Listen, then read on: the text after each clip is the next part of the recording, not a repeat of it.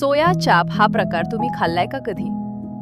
माझ्यासाठी तरी हा अगदी नवीनच होता. सध्या ठिकठिकाणी सोया चाप स्टॉल दिसतात.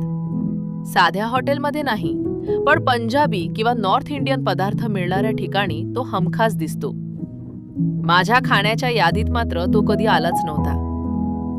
गेल्या वर्षी ऑफिसच्या कामानिमित्त दिल्लीला जाण्याचा योग आला. तिथल्या स्ट्रीट फूड बद्दल खूप ऐकलं होतं, पण तिथे जाऊन सोया चाप खाल्ला आणि खरंच आवडला. बाहेरून मसालेदार आणि आतून अगदी मऊ. पहिल्याच घासात हे घरी करून बघायला हवं असं वाटलं होतं.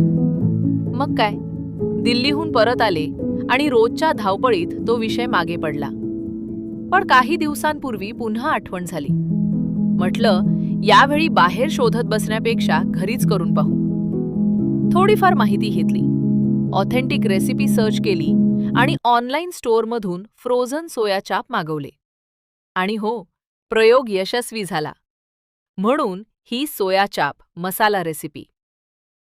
घरच्या घरी अगदी रेस्टॉरंटसारखा सोया चाप बनवता येतो, हे करून पाहिल्यावरच कळलं.